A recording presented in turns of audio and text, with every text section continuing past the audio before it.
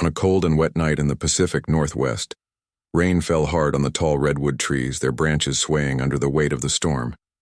The wind howled through the forest like a lost spirit, and the ground was slick with mud and fallen. Leaves deep in the woods, far from any road or town, stood a small wooden cabin, smoke curling from its stone chimney. The only sign of life for miles around, inside the cabin. Lila Morgan sat by the fire, wrapped in a thick wool blanket. She was a quiet woman in her late 30s with tired eyes and hands that had seen too much work once she had been a field medic in the war zones of Earth. But that life was behind her now. She lived alone, tending to rare plants and healing herbs that grew in the damp forest around her. She liked the silence. It gave her room to breathe and to forget. But tonight the silence broke. A sound unlike anything she had ever heard tore through the sky. Not thunder, not a plane, but something sharper and heavier. It ended with a deep thud that shook the ground and sent birds scattering from the treetops. Lila froze her cup of tea halfway to her lips. She listened, heart pounding. The forest had gone still, even the rain seemed to hold its breath. She set the cup down slowly and walked to the window, peering out into the dark. Nothing moved, but then a flicker of blue light pulsed between the trees far off in the distance. It was weak but steady, like a dying heartbeat. Lila hesitated. She knew better than to go out in a storm, especially after a crash, but something in that light pulled at her. Not fear, but something deeper. A memory, maybe, or a warning. She pulled on her raincoat boots and grabbed a flashlight, then stepped out into the storm. The forest was darker than she expected. The rain stung her face and the mud sucked at her boots as she followed the faint glow. It took her nearly 20 minutes to reach the source, and when she did, she stopped dead in her tracks, shaft buried in the earth. Was a ship, but not like any ship she had ever seen. It was smooth and curved like a seashell made of dark metal that shimmered with faint veins of silver. It was cracked open along one side. Smoke hissing from the tear, and the air smelled strange, like ozone and burnt honey. Then a figure stepped out, tall and slender, with skin that shimmered like moonlight on water. The woman moved with a grace that seemed impossible. Given her injuries, her long silver hair was matted with blood, and her clothes, woven from something that looked like living thread, were torn and scorched. She held a small bundle in her arms, a child wrapped in a glowing cloth. The woman's eyes locked onto Lila's, and for a moment, neither moved. Then the woman staggered forward, falling to her knees in the mud. She looked up, her eyes wide with fear and exhaustion. She spoke, but the words were strange, melodic, but broken, like she was trying to remember a language, long forgotten. Help, she whispered. The word was rough, but clear. Please. Lila didn't think she just moved. She dropped her flashlight and ran forward, catching the woman before she collapsed completely.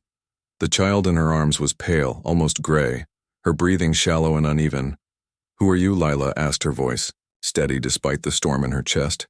The woman shook her head, tears mixing with rain on her cheeks. She pointed to the child, then to Lila, then placed a trembling hand over her own heart. Save her, she begged. Lila looked at the ship, then back at the woman and the child. She knew this was dangerous. She knew she should call someone, report this, turn them in. But the look in the woman's eyes stopped her. It was the same look she had seen in the mirror years ago after her own daughter had died. In her arms, helpless and broken. Without another word, Lila nodded. Come on, she said gently. She helped the woman to her feet, supporting her weight as they walked back toward the cabin. The woman never let go of the child. Not once. And as they moved, the small creature at her side stirred. From the shadows of the wrecked ship, a shape emerged, low to the ground with wings folded tight against its body. It was no bigger than a large dog, but its eyes glowed like embers, and its scales shifted color with every breath. Smoke curled from its nostrils as it limped forward, favoring one leg. The woman turned and made a soft clicking sound. The creature responded with a low chirp and hobbled after them. Layla didn't ask questions, she just opened the cabin door and let them in. Inside, she lit more lamps and stoked the fire. The warmth filled the room, chasing away the damp chill. She laid out clean blankets on the floor and motioned for the woman to lay the child down. The woman obeyed, but kept one hand on the child's chest as if she could will her to keep breathing. Leela knelt beside them and gently pulled back the cloth. The child's skin was cool and covered in faint silver lines that pulsed slowly like roots beneath the surface. Her lips were blue and her pulse so weak Lila could barely feel it. "What happened?" she asked. The woman touched her own temple, then made a sharp cutting motion across her throat. She pointed to the sky, then to the child's chest, and shook her head.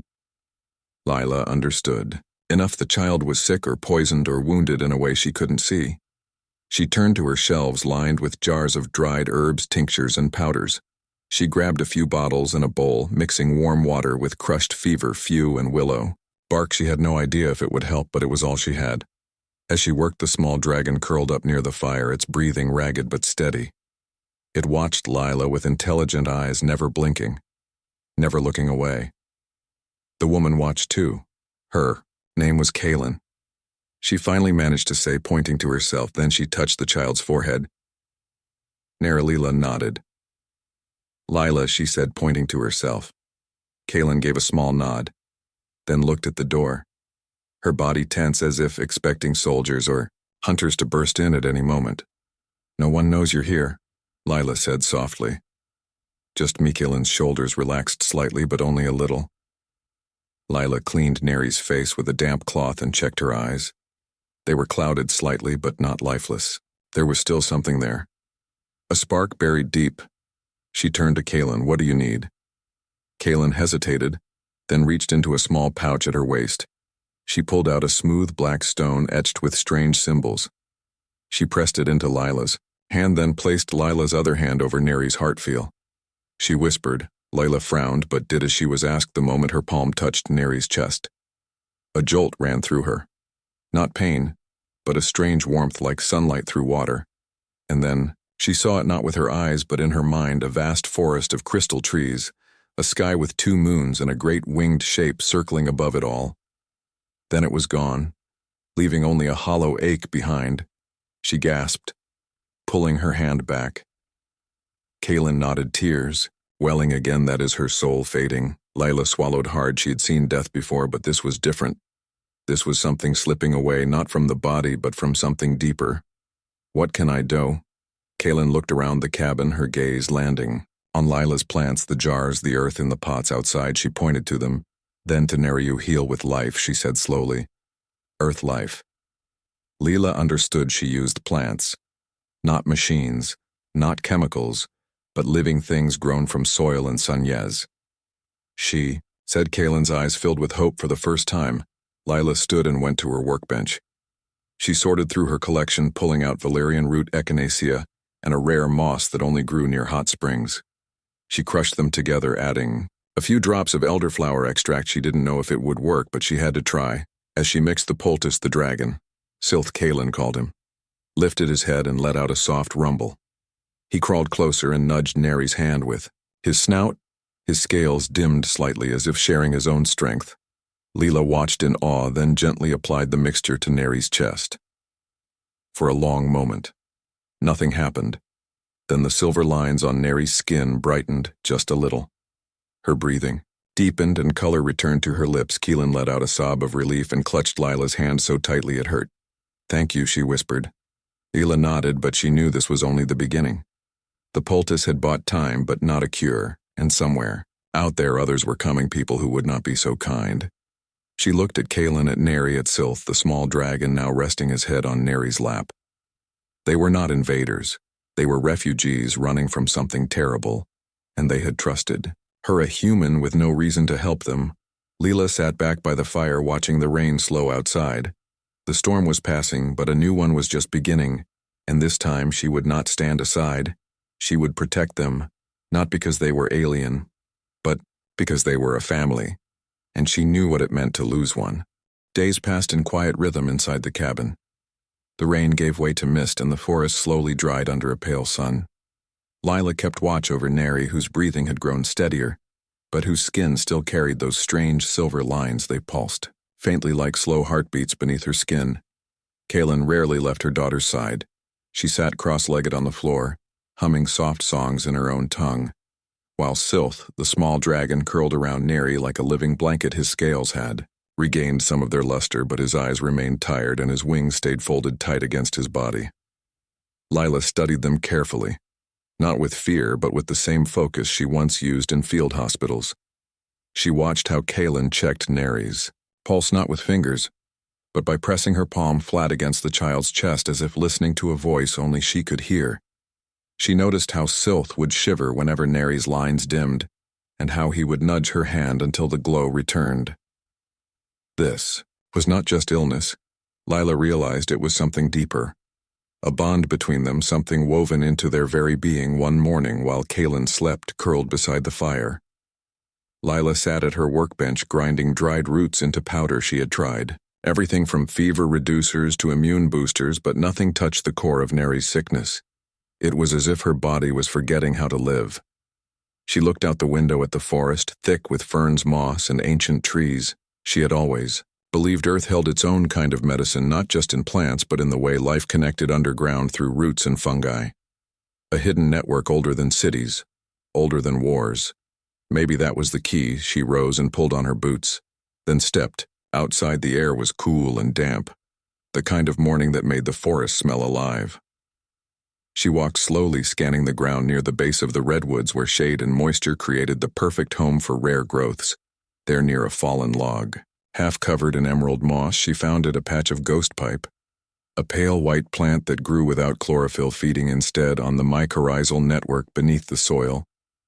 It was rare, delicate, and deeply connected to the unseen web of life around it. Lila knelt and carefully harvested a few stems.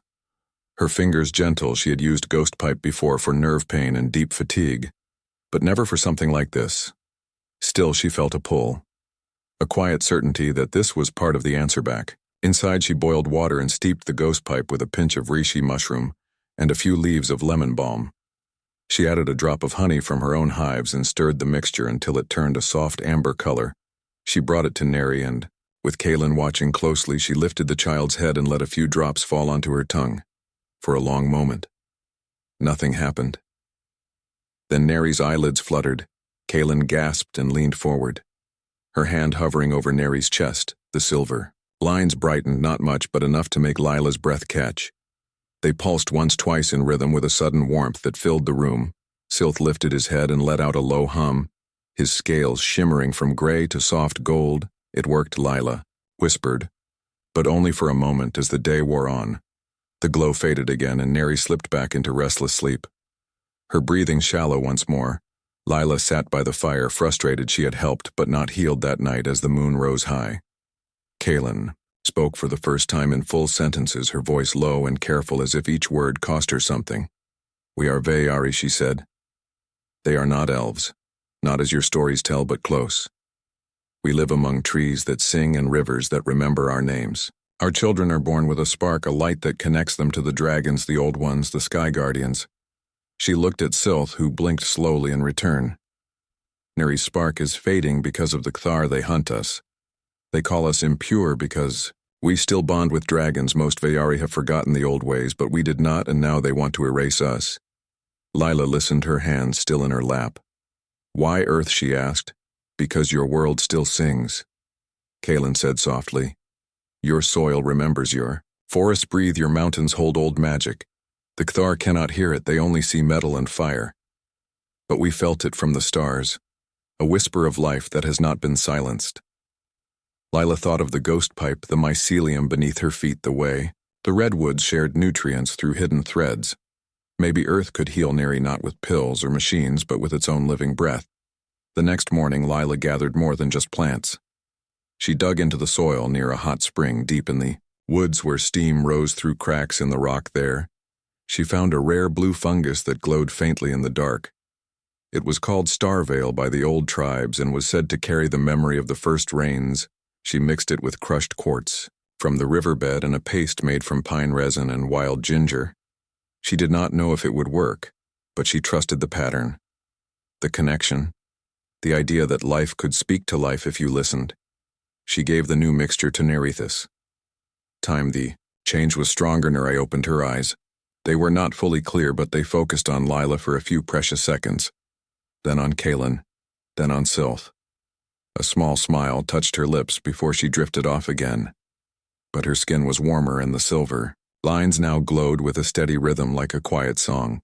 Kaylin wept silently and pressed her forehead to Lila's shoulder in gratitude. But their moment of hope was short-lived. That afternoon, Lila noticed something in the sky. Not a bird, not a plane, but a thin silver disk hovering far above the tree line. It moved without sound and left no trail. But it circled once, then twice before vanishing into the clouds. Kaylin saw it too. Her body went rigid, her eyes wide with fear. "They found us," she whispered. Lila's stomach dropped. She knew that look. It was the same look soldiers got when they knew the enemy was near. "Who are they?" "They're hunters," she said. "They wear armor that drinks light. They do not speak. They only take." Lila moved fast. She doused the fire-covered the windows with thick blankets and buried the remains of her herbal mixtures under the floorboards. She then helped Kaylin move Neri and Sylth into the root cellar, a hidden space beneath the cabin lined with stone and earth. It was cool and dark, and smelled of damp soil and old roots. They waited in silence for hours. Nothing came, but Lila knew it was only a matter of time. That night she sat with Kaylin in the main room. "The fire long cold. We cannot stay here," Lila said softly. Kaylin nodded her gaze distant. "There is a place," she said, "Mount Shasta. The mountain holds old power. The Vayari sang of it long ago. A place where the earth breathes fire and the rocks remember the first sky." Lila knew the mountain. It was over 100 miles away, but it was remote and full of caves, geothermal vents, and deep tunnels. Few humans went there, and those who did rarely stayed long. "We go at dawn," she said. But as she spoke, Sylth let out a weak cough, smoke curling from his mouth. But his body trembled violently. Kaylin rushed to him, her hands glowing faintly as she placed them on his side. "She is tied to Neri," Kaylin explained. "His life is hers, and hers is his. If she fades, he goes with her." Lila's heart ached. She looked at the small dragon, his eyes half closed, his breath shallow. "Then we move fast," she said, before sleep took her. Lila stepped outside one last time. She looked up at the stars, clear and bright above the trees. She thought of her daughter, of the war, of all the lives she had tried to save, and failed this time. She would not fail. Not again. Not when a whole family trusted her. Not when Earth itself seemed to be whispering a path forward.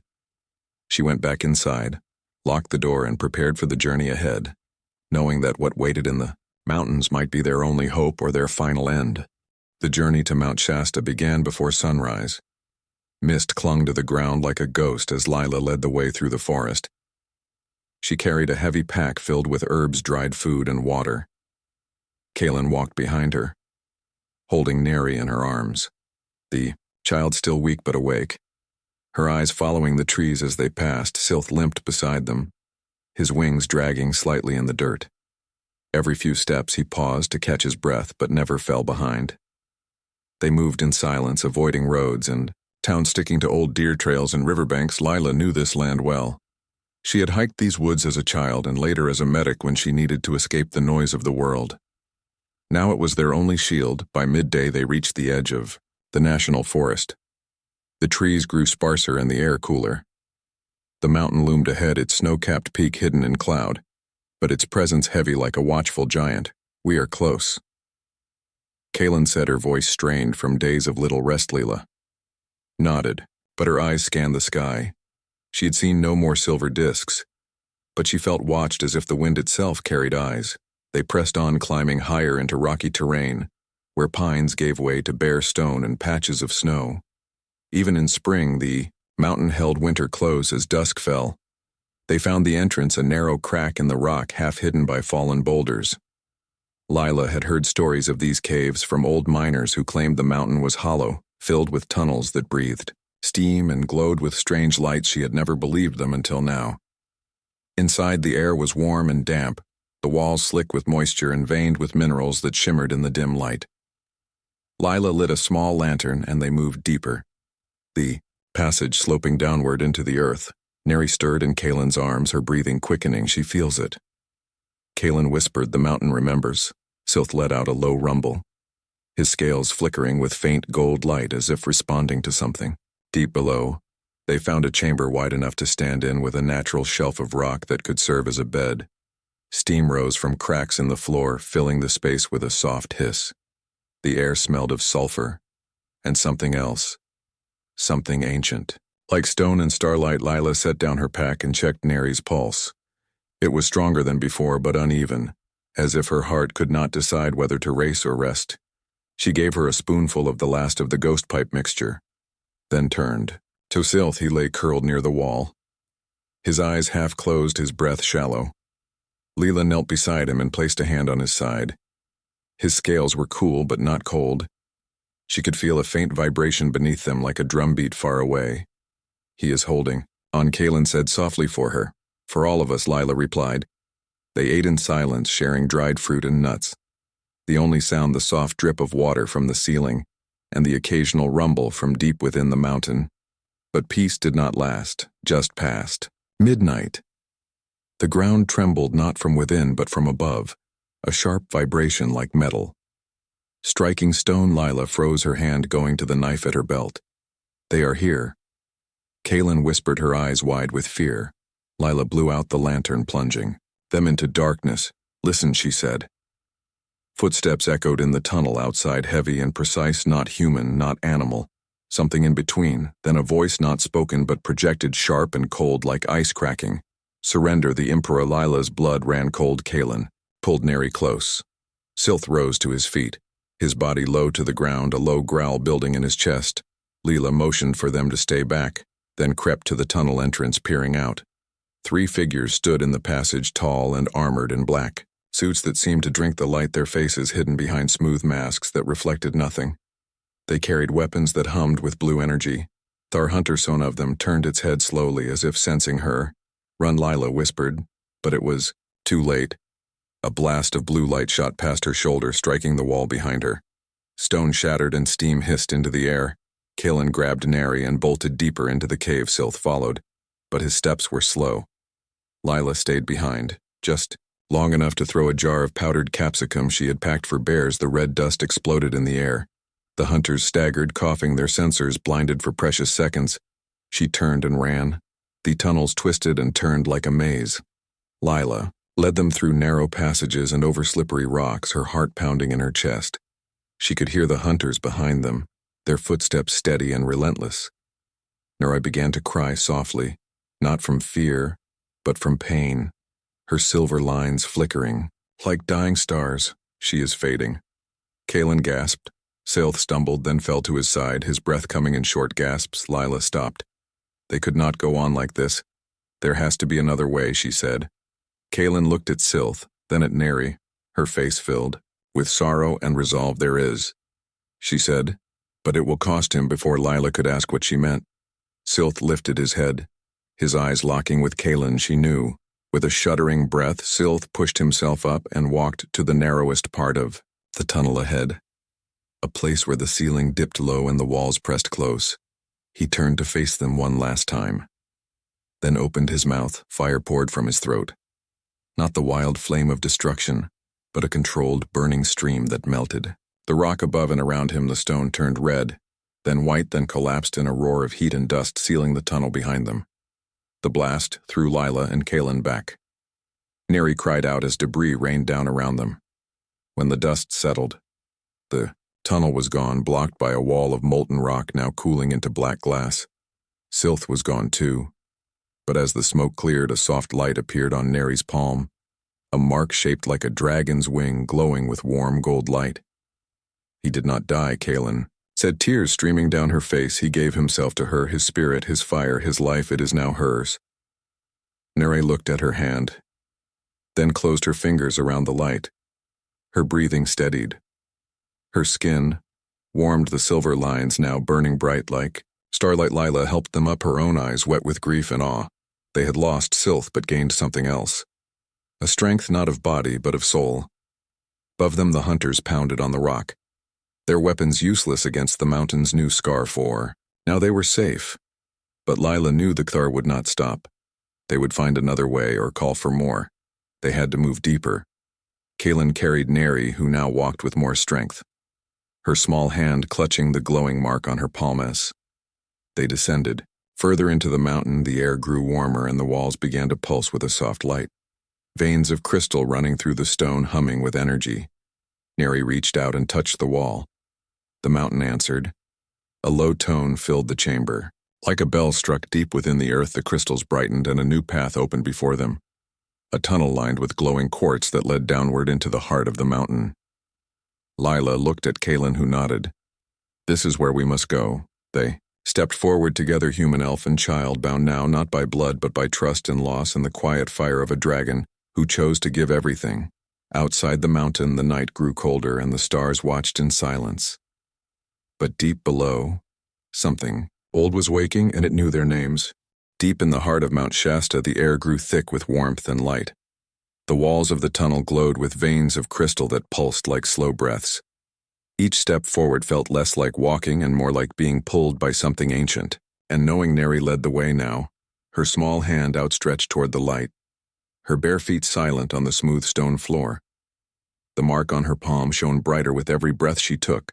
Lila followed close behind, her eyes wide, not with fear, but wonder. She had spent her life trusting what she could see and touch: roots, leaves, water, fire. But this was different. This was life. Speaking without words, the mountain itself seemed to lean in. Listening, Kaelin walked last, her gaze fixed on her. Daughter pride and sorrow mixed in her eyes. Silth was gone, but his fire lived on in Neri, and with it a power neither of them fully understood. They reached a wide chamber, open and round like a bowl, carved by time, the ceiling arched high above, dotted with crystals that caught the light and scattered it like stars across the floor. In the center, a pool of steaming water bubbled gently, its surface clear as glass, reflecting the glow above. Neri stopped at the edge and knelt. She dipped her fingers into the water, and the moment she did, the whole chamber lit up. A soft hum filled the air like 1,000 voices whispering in harmony. Lila felt it in her bones, a memory not her own but shared, images flashing behind her eyes. Tall cities built of living crystal, rivers that flowed upward into the sky, dragons with wings wide enough to shade whole valleys, and among them the Veyari, walking hand in hand with the great beasts, not as masters, but as kin. Then came the war, not with weapons at first, but with silence. The Cathar had once been Veyari too, but they turned away from the dragons, called them weak, called the bond a sickness. They built machines to replace magic, and in doing so cut themselves off from the song of the world. Those who refused were hunted. Neri pulled her hand from the water, gasping, her eyes wide with tears. They were not alone. Lila turned toward the tunnel entrance, her hand on her knife. But no one was there. Yet she felt it too. A presence watching. Not hostile, but waiting. Kaelin knelt beside Neri and placed her palm on the child's back. The mountain shows us the truth, she said softly. The Cathar are not just enemies, they are lost brothers and sisters. Their hearts still beat to the same old rhythm, even if they have forgotten how to hear it. Lila sat on the edge of the pool, her mind racing. She had seen war up close, the hatred, the lines drawn in blood and sand. But this was different. This was a family torn apart by fear of what they once loved before. She could speak. The ground shook. Not gently this time, but hard and sharp like a hammer striking stone. Dust rained from the ceiling and the crystals dimmed for a moment. They are breaking through. Kaelin said, her voice tight. Lila stood quickly, scanning the chamber for another exit, but there was none. Only the way they came. We cannot fight them, she said. We do not have to. Kaelin replied, her eyes on Neri. The child stood slowly, her small frame straight, her eyes no longer clouded but clear and bright. With gold light, she walked to the center of the chamber and raised her hands. The crystals answered. Light poured from the walls, not blinding but warm like sunrise, filling the space with a golden glow. The pool bubbled faster, steam rising in thick curls that twisted into shapes, dragons, birds, trees, all made of mist and memory. Then the wall exploded, stone shattered inward, and 3 Cathar hunters stepped through their armor, scorched from melting rock, their weapons raised and humming with blue. Fire, halt, they commanded, their voices flat and coldner. I did not flinch. She closed her eyes and began to sing. It was not a song of words, but a feeling, a melody that rose from her chest and filled the chamber like breath. It was the sound of roots, growing, of rivers flowing, of stars being born. The hunters froze. Their weapons flickered. One of them staggered back, his mask cracking slightly to reveal skin beneath, pale and marked with old scars. Lila watched in awe as the hunter raised a trembling hand to his own chest, as if feeling something long buried.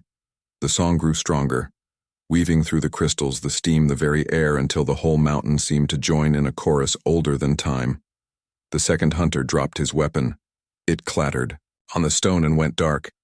The third turned to flee, but the tunnel behind him sealed itself with a rush of molten rock. Neri opened her eyes, tears streaming down her face. "You remember," she whispered. The first hunter fell to his knees, his mask falling away, completely revealing a young face etched with pain and confusion. "I hear it," he said, his voice rough from disuse. "The song Mother used to sing." Kaelin stepped forward slowly. "You are Veyari still," she said. "Your blood has not forgotten, even if your mind was made to forget." The hunter looked at his hands, then at Neri. "What have we done outside the mountain?" Something new happened. A human team had arrived, drawn by strange energy readings and reports of unexplained seismic activity, led by Agent Chloe Reed, a woman known for her sharp mind and quiet courage. She stood at the base of the mountain. Her team spread out around her, scanning the rocks with handheld devices. "Sir, the readings are off the charts," one tech said, his voice shaky. "It is not natural. It is like the mountain is alive." Chloe frowned. She had seen strange things in her years with the Deep Space Monitoring Division. But this felt different. This felt personal. Then the ground glowed. A soft golden light spread from the cracks in the rock, rising up the slope like liquid sun. It did not burn. It did not harm, it simply was. And from the light came sound. A song. Chloe froze, her breath catching in her throat. It was beautiful and sad and full of something she could not name but recognized. Deep in her bones, she lowered her weapon. "Hold your fire," she ordered. Her team obeyed, though fear was plain on their faces. Above them the sky cleared, and for the first time in days the stars shone bright and clear. Back in the chamber, the three former hunters sat with Kaelin and Neri. Their armor removed their faces bare and human like the Veyari. Leela realized they were not monsters. They were people twisted by fear and control. Neri walked to the pool again and touched the water. Images filled the air, not just of the past but of the future. Humans and Veyari standing together, not as enemies but as neighbors. Earth and the stars linked by trust, not force. Leela watched it all, her heart full. She had come here to save a child, but instead she had helped awaken a memory that could heal two broken worlds. Chloe and her team saw the light fade from the mountain, but the song lingered in their ears long after it ended. She knew then that what was happening inside was not a threat, but a gift, and she would protect it even from her own government. As dawn broke over Mount Shasta, the first rays of sun touched the peak, turning the snow gold deep below. Neri slept curled against her mother, her hand still glowing softly. Lila sat by the pool watching the water ripple with unseen currents. The war was not over, but for the first time in a long time there was hope. And sometimes that was enough. After the battle near the Nebula of Sighs, silence settled over the frontier like a soft blanket. The Vorthax threat had not vanished, but it had been pushed back.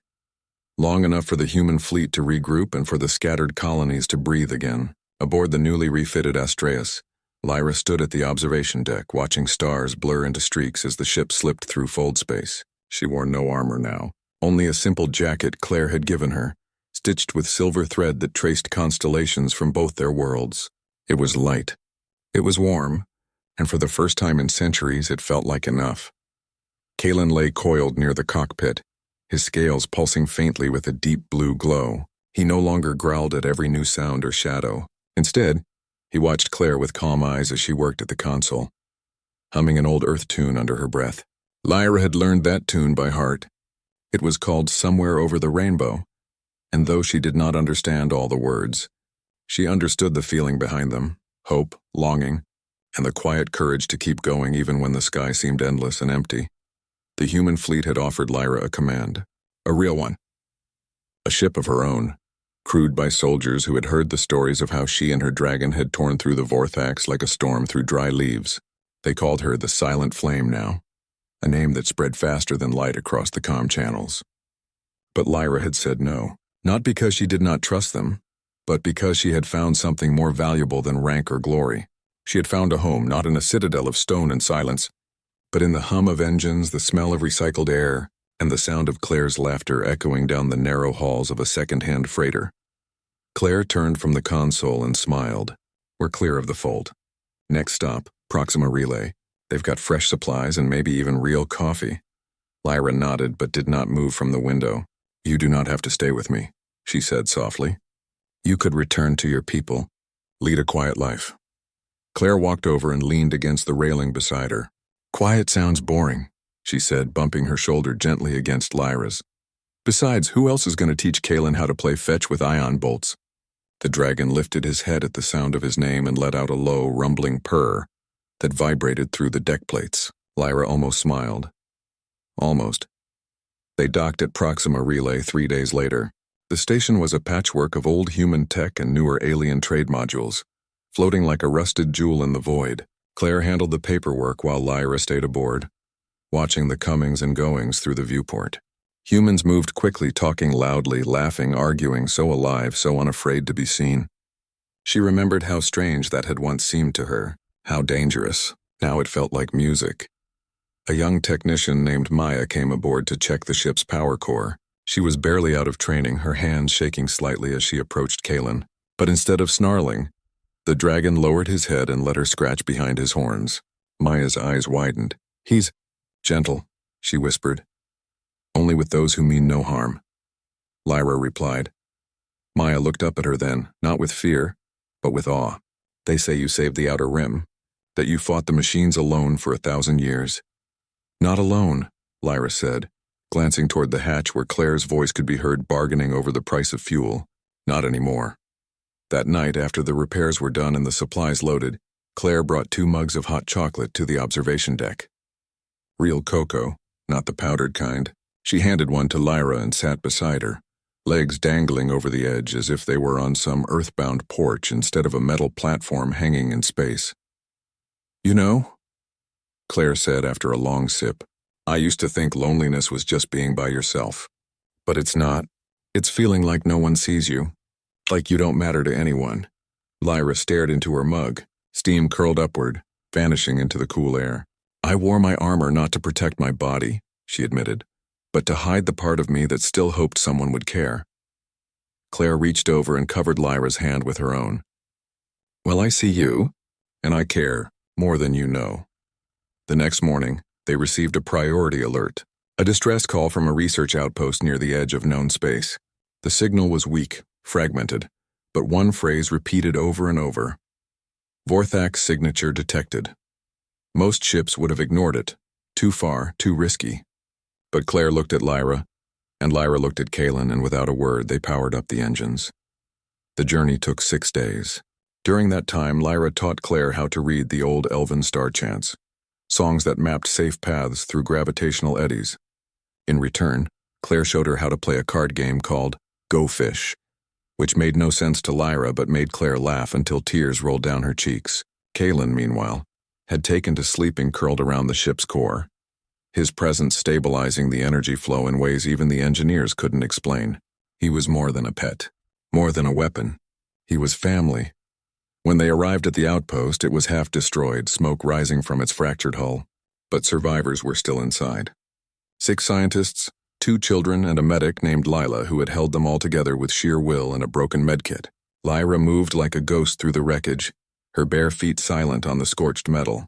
She found the Vorthak Scout, a small spider-like machine nesting in the reactor room. With a single command in the old tongue, Kalen unleashed a focused burst of plasma that turned the machine to ash without damaging the core. The survivors were evacuated to the Astraeus. The children clung to Claire's legs, wide-eyed but unharmed. Lila thanked Lyra with a nod so deep it bordered on a bow. We thought no one would come, she said. Someone always comes, Claire replied, if you're willing to wait. Back in open space, as the outpost faded into the distance, Lyra stood alone on the bridge. Claire joined her a few minutes later holding 2 fresh mugs. You okay? Lyra watched the stars. I used to believe my purpose was to guard the past, to remember what was lost.